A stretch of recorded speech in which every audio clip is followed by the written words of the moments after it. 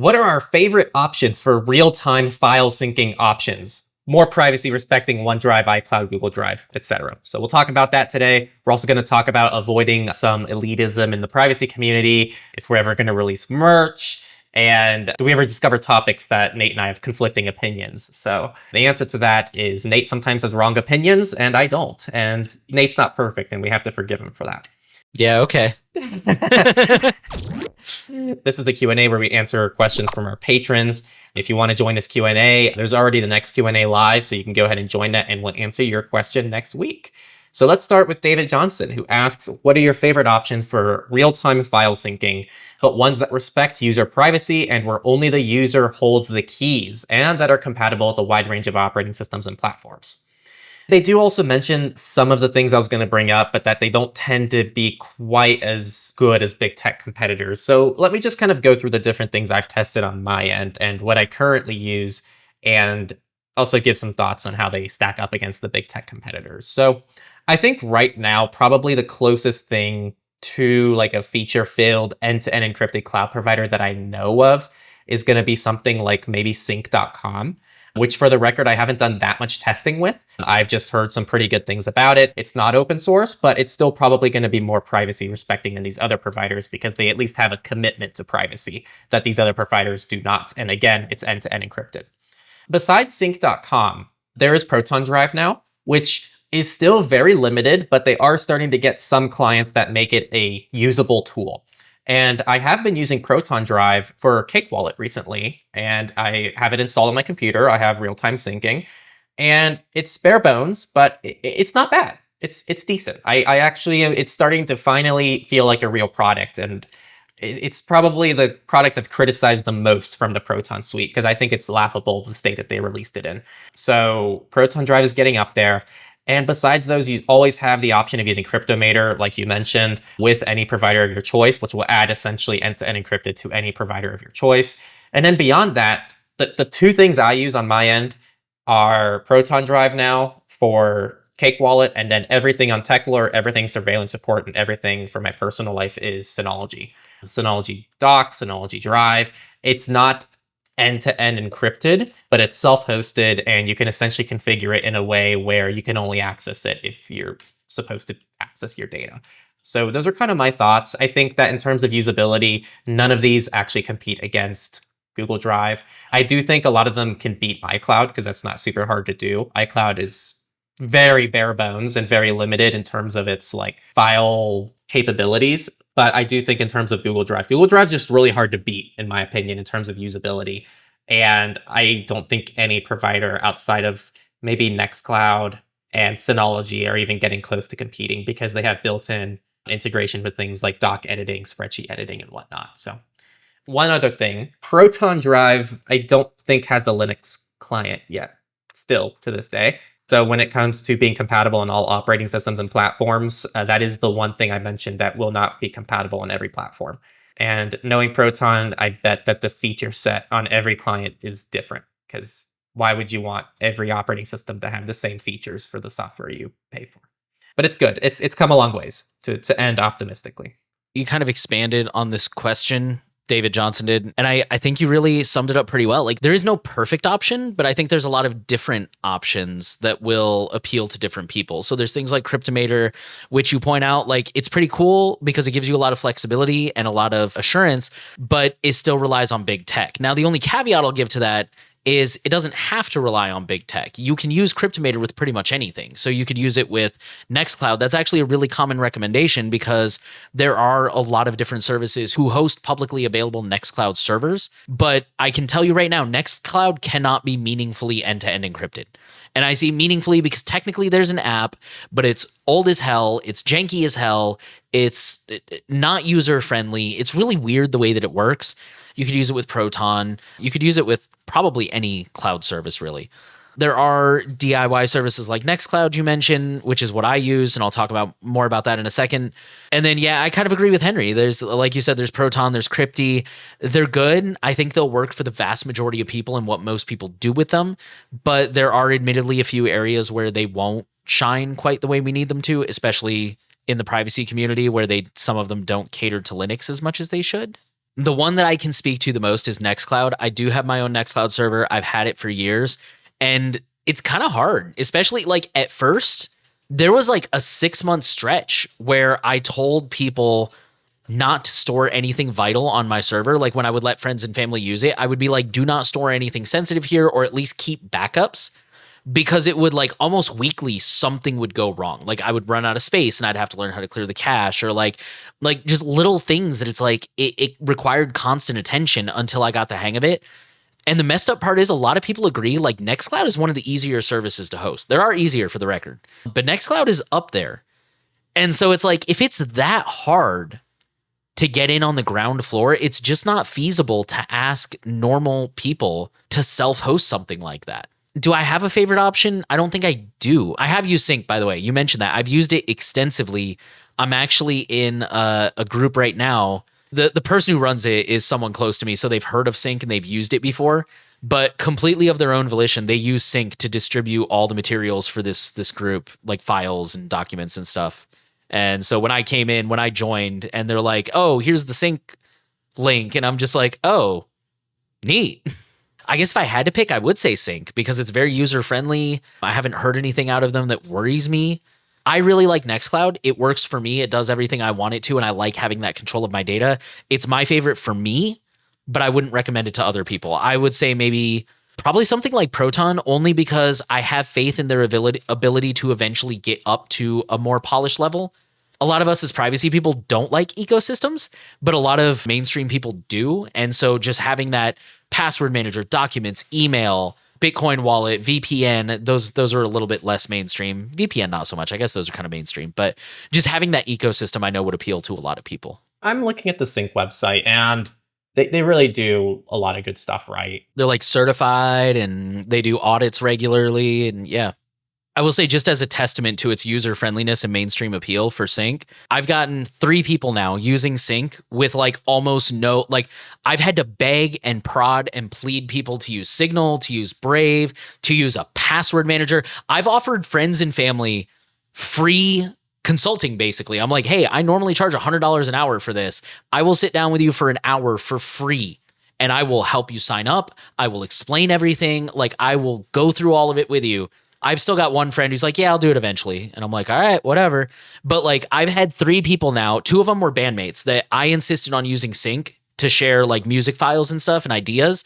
And then one of them is also a freelance photographer. And he was like, yeah, I've started using Sync because it's like Dropbox. It's dirt cheap. I can share photos with clients and stuff. It's super easy. And then the other one, I forget what he was using it for, but yeah, he's like, I've started using it too. And then that third friend I mentioned that like I joined the group, and it's like, oh, here's the Sync link. And it's all like, again, I haven't prodded any of them. I've just been like, hey, here's Sync. I would like to use this thing. I will help you get started. And then the next thing I know, they're like, yeah, I've started using it too, which I think is a testament to like, that's how privacy tech should be. It should just be that good, where people like, they use it once and they're just like, damn, this is good. And they just start using it. We actually had 3 questions from Only Exception, who is a recent patron. Thank you for joining us. And your first question, you said it's kind of a noob question, at least in your opinion. I think it's actually a very complex question. How do I navigate and avoid the elitism in the privacy community? They are in our group Signal chat. They said they got directed to the Techlore forums, but how would someone do this on their own? Better yet, how would I even know when something is considered elitism versus actually good advice? I think those are really good questions. And I think this might actually tie into the last question a little bit too, at least what I'm planning to say. First of all, how do you know when something is elitism versus actually good advice? I would say I would look at the spirit of the advice given. And I'm trying to think of music here so I can make this very broadly applicable. I listen to a lot of metal, and there's some people who are just like, if it's not metal, it's trash. Like if it's pop music, if it's rap, you can't spell crap without rap. And it's like, I don't like that attitude, because I do listen to pop. I do listen to rap. I even listen to a little bit of country. Like there's all kinds of music out there. And if it's good music, it's good music. And so I think when you run into people who, it's not a hard and fast rule, but the easiest indicator, in my opinion, is what somebody calls one true wayism. There's only one true way to do this. You have to use this operating system. There is no, like, anything else is garbage. If it has system D, it's garbage. End of story. Never mind the fact that Cubes has system D and is considered one of the best operating systems out there for security and privacy, but whatever. You have to use Firefox. Brave is trash. There's never a good excuse. Blah, blah, blah, blah, blah. I think that's a really good indicator. And I think anything that just kind of just has that attitude of gatekeeping, and especially that, it's like good advice should be, even if there is like, okay, hypothetically, let's say you were going to say Cubes is the best operating system out there. Cubes was literally the first Linux distro I installed and immediately realized I was in way over my head. What's that? I'm imitating him. It's not a Linux distro. Okay, yes, technically you're not wrong. I'm playing the bit. I know, for the I know. question. But yes, just for all the people who are like popping a vein right now, a lot of Linux distro, whatever. Anyways, it was the first operating system other than like Mac and Windows that I installed, and immediately realized I was in way over my head. And about 15 minutes later, I installed something like Linux Mint instead. And after several months of like Mint, Debian, I think I tried Fedora a little bit, like playing around with different distros and learning how to use Linux, then I jumped back into Cubes. And it was still an uphill struggle, but at that point I had enough under my belt that I knew where to look for help. I knew the basic terminal commands. I knew the basic terminology, et cetera, et cetera. So, you know, if people out there are like, there's never an excuse to use those things, everybody should just do it, that to me is elitism. It doesn't take into account different skill levels, different resources, different experiences. As far as like how to avoid it and like how someone would do that on their own, I think it's a very case by case basis. Like it depends on where you're encountering it. As far as how someone would avoid it on their own, I mean, I think it first starts with recognizing it. I think there's also a fair degree of like, what's the word I'm looking for? Like internal fortitude to just kind of let those people roll off your back. And it's weird because I've been in spaces that I would define the space itself as kind of elitist, but I've met people who are regulars there who are like, no, they're very friendly. They're very welcoming. I think this is a problem with the privacy community at large. And I think there are spaces that are less prone to it, but it is hard. And unfortunately, I don't really have any advice other than to just keep looking and keep trying to seek out the spaces where elitism seems to be the minority instead of the majority. Yeah, no, I think it's a good thing to think about, and I've never really been asked how can I tell if something's elitism, because I feel like normally just the way it makes you feel is it's a unique feeling. But if I were to describe it, it'd be similar to what Nate said. Just to simplify that, it would be there's a lot of truth to extreme statements sometimes. It's not even that they're wrong, it's just that it's not personalized, because something can be really good and you can make a good broad recommendation. I mean, a good example of this is I can make a video saying that, I don't know, a messenger is really good for a lot of people. Let's say Signal. But then let's say somebody comes at me and goes, hey, well, actually, Signal seems great. I love how it has, XYZ. But in my specific situation, I live in a country where phone numbers are KYC'd. We can't get access to VoIP numbers, and I actually can't have my phone number linked to Signal in any case. I can't just go, well, that's your problem. Signal's the best, which is not what I do, and it's not what someone's going to do. They're going to listen and go, wow, you have a good point. That's a genuine reason why you probably shouldn't use this tool. And then you say, here are some alternatives to that. And that's part of the reason why Nate and I both have multiple options for most things on our websites. I was about to say, fun fact, that's exactly why the New Oil does pros and cons, because there is no perfect tool for everybody. Yeah. Good broad recommendations, but not like one specific tool that'll work for every single person. So I think somebody who's elitist will not understand that concept. And even when you tell them your personal reason for why you don't want to use something, they're going to go, well, you're wrong. Whereas both Nate and I generally, I mean, we can all be elitists at one point or another, but I think generally speaking, if somebody comes at us and goes, well, I get it, but, I can't use it because of X, we're not going to go in there and go, well, you're wrong for existing and having these other needs. So I think that's what you should look for. Is it personalized advice, or are they just trying to make the decision for everybody? And then in terms of avoiding it, and again, this gets a lot of flack on the internet, especially nowadays, I think that people who take contrarian takes, if things go unmoderated, will always be the loudest people and kind of set the tone for most others. So I do think that this is a problem that when it doesn't exist in communities, it's either moderated out of the communities, or the community members just have to very, very, very proactively call it out and deal with it. And it's just a lot to ask from individuals when you're in an internet space. So for us, we kind of have kind of two of those approaches on our forum, which I'm glad that you feel like our forum doesn't have as much elitism. That's kind of one of the goals there on the Techlore side of things. But yeah, like we do moderate our forum. People flag things and I look at the flags and I pretty much approve or disapprove. We send messages to people pretty frequently and we try to kind of nip this stuff pretty quickly. And then if it's kind of on the fence, which happens a lot, it's always hard when it's like, okay, yeah, this person has good points, but they're going about it pretty aggressively. That's normally when I just go in there and leave a comment like, hey, this just isn't the place for this. So I think that both of those things kind of help a lot to just set the tone and kind of like set, at least on my end, what I kind of want to be more like of the normal discussions in our community. And maybe some people don't like that. Maybe some people want more of the, I just want to know what's the right way to do it for everybody approach. I don't think that's like good for most people. And it's not as approachable to the average person. Yeah, they also asked about merch. Merch when? We've never had this discussion, I don't think. We haven't, not that I'm aware of. Maybe like a long time ago, it was like, yeah, it's something we can talk about down the road, but yeah, merch is hard. Maybe Nate can speak to this, but on the Techlore side of things, designing merch is already a bit of a tough thing. I think it's hard to design merch that looks good and people want to wear and it's not too edgy, but you know, and it works with all the different designs and the colors. It's just hard. Designs are hard. But then I would say what's even harder is the logistics of getting people the merch. You can ship it yourself, which costs a lot of money up front and it's a lot of overhead, or you can pretty much have someone else do it. But in my experience, the quality when you have someone else do it's really poor and they take a lot of the cut. I mean, for context, with Teespring, I think we tried selling shirts for 25 bucks and I think we got like $4 or $5 from that or something crazy. Like it was really bad. And so I feel like it's just not worth it if money is the goal, at least on my end. But if it's just something that people really enjoy and they feel like they like the content, then that's another discussion altogether. But merch is just hard. I have a lot of respect for people like Linus Tech Tips who have their own merch workflow, and there's a reason they did that. There's a reason they work with a local shop, do their own printing, and ship it themselves because I guarantee you they're saving so much money. The services are pretty scammy in my experience. But I know Nate uses a different service than the ones I used, so maybe he has a different experience.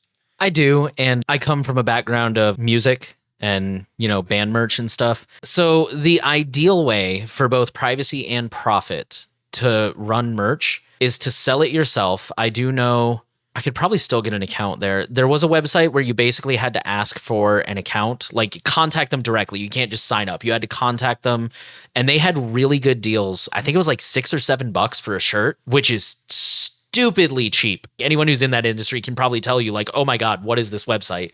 But the drawback is, and again, coming from a band side, musician side of this, as Henry pointed out, you have to handle it yourself. There are ways to cut corners, but it's still, especially international shipping. I never figured that one out. I just never had enough purchases to like fine tune it and test things. But at least in the US, I got it down to an acceptable profit margin. That's kind of the only advantage where you start to make decent money is like you can compete with market rate. So if the market rate is $25 for a shirt and it costs you, I think I was up to like $9 out the door to like order, print, and send the shirt. And it's like, that's a pretty good profit margin. The drawback for me is then you end up with literal boxes of merch that you have to figure out where to put it. And the thing is, you have to have multiple kinds of merch because some people may not want a t-shirt, but they want like a hat or they want, a beanie or a koozie for their drink or whatever. It's just, it gets very unwieldy very fast. And then what do you do if you drop a design that nobody buys? I mean, there's some workarounds for that. You could do like pre-orders to test, interest. But yeah, I don't have a lot of experience with the design thing because I don't have a single graphic design bone in my body. I outsource that. I always have. But yeah, from the logistics side, my current setup is still print on demand and it's a lot easier. And as far as privacy goes, it's no worse than anybody else. But the drawback is it is still, as Henry pointed out, the profit margins are super low. So, I mean, it's something I would be willing to set up because the system I have is basically self-managed, but it's definitely not something that I don't think would move the needle in terms of income. I'm a much bigger fan of stickers. The other concern I have here is stickers are nice. It's cheap. People can get them cheaper, which is really nice. Like you can probably sell a sticker for $5 to $10. We probably get the same money from that as we would selling a $25 shirt, if I'm being real. and much better for the environment. That's the other issue I have with just merch is I feel weird about starting to sell physical things. I already feel like I'm contributing enough to like environmental concerns by like requiring Google to host gigabytes and gigabytes of video data that like tons of people have to constantly fetch from their servers. That's the other concern. And our last question, do we ever come to a privacy topic where we both have conflicting opinions? Henry already took the comedy answer, so I guess I'll just give the serious answer. Yeah, I think we do. I don't think we have any like seriously conflicting opinions. I know we have little things like I know you prefer to use Brave and then you use Molvat as a backup. I prefer to use Molvat and I use Brave as a backup. A lot of differences. Very serious difference. Yeah. No, but like on the other hand, like you're a Mac user, you're not huge on Linux, but you do use it sometimes. I prefer Linux. Even if I had a Mac device, I still think I'd prefer Windows over Mac just because I also play games. And I think that's a big part of it. It's not so much like different opinions. It's more just like different needs, different use cases, which I think actually gets into what I wanted to say about this. And this kind of ties into the elitism thing is like, not to sound like it's contentious back here. I hope not. I don't know of any tension or anything, but I think that's one of the reasons we're able to get along and work together even when we have conflicting opinions is we still share the same values. I shout out a lot of other books and podcasts and Firewalls Don't Stop Dragons, the Linux Experiment and Means of Control and like all these things because even if I don't 100% agree with everything those people say, I agree with their values and I agree with their intentions. Same thing with EFF, weirdly. As much as I love EFF, I feel like sometimes they could go a little harder than they do. You know, it's still the intention is like we're still trying to spread privacy. We're still trying to make people aware of this. And I appreciate that there are people out there who are like, maybe, you know, we just talked about, maybe some people aren't ready to leave Chrome yet or can't leave Chrome yet. Here's a way to mitigate some of the harm. I think it's about just respecting that we have the same goal, you know, the whole one team, one fight. We're trying to spread privacy.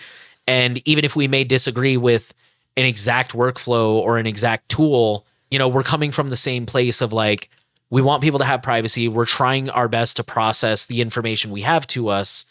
And that's what we're basing our decisions off of. Yeah, I think the operating system discussion is actually really good, I guess, funnel into, I guess, the differences that different people are going to have. Linux is my favorite operating system, hands down. I just love the customizability of it. But what I don't like about it is it's just not a great work machine for content creation.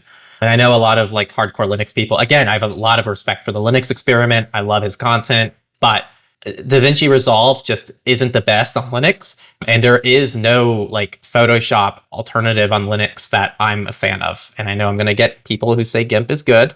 That's fine. You can think that. I've tried GIMP. I've tried PhotoGIMP, which is this GitHub thing that you install. It's an extension of some sort that essentially makes GIMP look and function more like Photoshop. I just can't stand it. I love the Affinity suite and I love DaVinci Resolve. And the only operating systems that accommodate that workflow are Windows and Mac OS. And unlike Nate, I hate Windows. And I have no reason to ever use Windows outside of gaming. And I say that, but now I have a desktop that has Windows on it over there. That's just for playing like games. That's the only reason I ever boot it up. It just has a controller plugged into it. It's practically like a PS2 setup here next to my desk. So just different things for different use cases. Yeah, I think Nate put it well. I think that people who like just don't get furious over differences are people who typically are fine to especially work with. Like a good example, there was a bit of, I mentioned this example, I think in the interview I did with John Osbey, but I have been talking about using custom DNSs with VPNs for a while. I really like the customization it gives me and the power it gives me because then I can combine kind of my own block lists that are more personalized with most of the protection of a VPN. Naomi Brockwell made a video saying you can be more easily fingerprinted if you do this, which I disagree with on many levels, even if it is partially true because a VPN isn't an anti-fingerprinting tool. You should be using Tor for that anyway. And there's many other ways you can fingerprint VPN users that have nothing to do with the DNS. But like, I don't have beef with this person because they still make a good point. They still have good intentions. They're still trying to educate their people. They just have a different perspective on an issue than I do. And I think that's totally okay. And that's actually good. I want to see more people in the space, like more content creators, more people with authority who have that kind of mentality. That was a really rambly response to your question. I don't know if any of that resonated with anybody, but I hope something that was useful. We both need to get to bed. It is late here. It's 7:20 p.m. where I am. And it's 9:20 p.m. where Nate is. So it's past bedtime for both of us. Past my bedtime. Yeah, it's definitely past Nate's bedtime. He's got that grandpa sleep schedule nailed. I've been going to bed pretty early too, actually. So anyway, thank you all for tuning in. Thank you all for asking questions, especially. We can't really do this whole little segment without people asking questions. So we really appreciate it. And if you want to ask a question, ask us anything. Could be, this is a good mix this week of like technical, personal, and a lot of other stuff. So if you want to ask us a question, the next Q&A is already up. It's on Patreon. You can join right now and leave a question right now, and then we'll answer it next week, as long as it's appropriate. So be appropriate. That link is down in the description. And that's all I have to say. Sorry for rambling, and go take care of yourself and stay safe out there.